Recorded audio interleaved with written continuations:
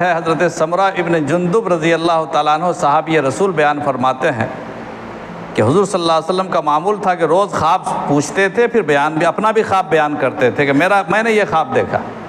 ایک دن ایسا ہوا کہ آپ نماز پڑھنے کے بعد فجر کے بعد آپ نے پوچھا کہ تم لوگوں میں سے کسی نے کوئی خواب دیکھا؟ کسی نے اتفاق سے اس دن خواب دیکھا ہی نہیں تھا۔ کہا نہیں، ہم لوگوں میں سے کسی نے خواب نہیں دیکھا آج۔ تو اللہ کے نبی صلی اللہ علیہ وسلم نے فرمایا کہ میں نے ایک خواب دیکھا، پھر اپنا خواب بیان فرمایا۔ اور خواب بڑا خطرناک ہے، عبرتناک، مسلمانوں کے لیے اور ساری انسانیت کے لیے اس میں عبرت ہے، نصیحت ہے۔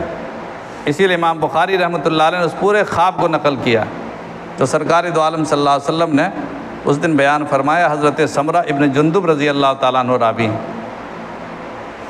حضور صلی اللہ علیہ وسلم نے فرمایا کہ میرے پاس 2 آدمی آئے، وہ دونوں فرشتے تھے، میں نے خواب دیکھا۔ 2 آدمی آئے اور دونوں آدمی نے آ کر کے میرا ہاتھ پکڑ کے اٹھایا اور دونوں مجھے لے کر چلے بیت المقدس کی طرف۔ بیت المقدس جو قبلہ اول ہے، اس علاقے میں لے کر چلے، ارض مقدس کی طرف۔ اس علاقے میں جب میں گیا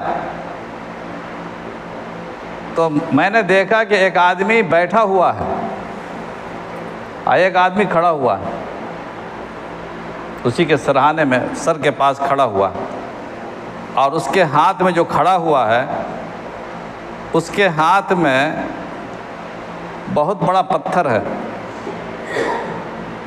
اس کے ہاتھ میں وہ ہے قینچی، چھری،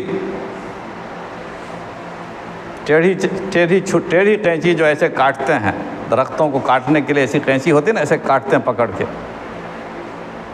وہ اس کے ہاتھ میں ہے۔ بیٹھا ہوا کھڑا ہوا انسان کے ہاتھ میں وہ چھری ہے، اور وہ اس طرف دائیں طرف لگا اندر لے جاتا ہے منہ میں، اور پورے کو چیر کر کے گدی تک لے آتا ہے۔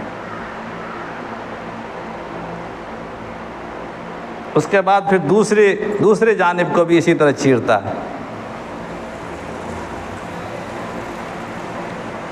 اور جب تک اس کو چیرتا ہے یہ ٹھیک ہو جاتا ہے، پھر اس کو چیرتا ہے، پھر اس کو چیرنے تک یہ ٹھیک ہو جاتا ہے، پھر اس کو چیرتا ہے۔ یعنی ایک سزا ہے مستقل۔